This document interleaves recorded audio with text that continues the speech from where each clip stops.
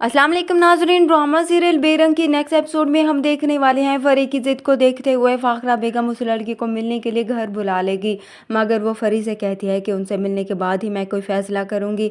अब शाम को उनके आने की तैयारी भी हो रही होती है तो एनी जो किचन में जाने लगती है ताकि मेहमानों के लिए कुछ बनवा सके, मगर यहाँ पर फिर से एमा उसके रास्ते में खड़ी हो जाती है।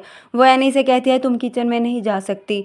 तभी एनी भी एमा को खूब सुनाती है, उसे कहती है ये मेरा घर है और मैं जहाँ भी चाहूँ जा सकती हूँ, इसलिए तुम अपनी हद में रहो, बेहतर होगा।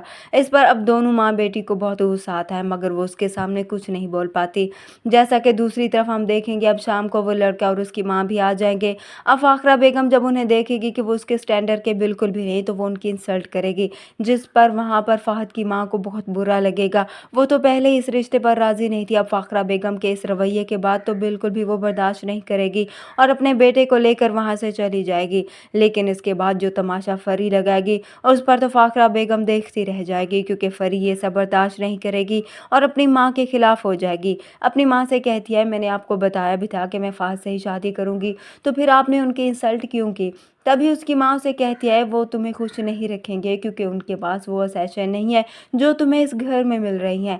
मगर फरी अपनी माँ से कहती है ये आपका मसला नहीं है, मुझे इससे कोई फ़र्क नहीं पड़ता, मैं बस फहद से ही शादी करूंगी। अब फाखरा बेगम शहरयार और अफान से कहती है तुम ही इसको समझाओ, क्यों ये खुद को बर्बाद करने पर तुली हुई है। शहरयार जब फरी को समझाने की कोशिश करता है तो फरी अपने भाई के सामने हो जाती है। अपने भाई से कहती है आप तो अपनी सारी ख्वाहिशें पूरी कर ली, अपनी मनमानी भी की है, आपने पहले अमर भाभी से शादी की और फिर एक और शादी कर ली। इस तरह से अफान भाई को भी देख ले, उन्होंने भी तो अपनी मर्जी की है ना, तो मेरे लिए सारी पाबंदियाँ क्यों।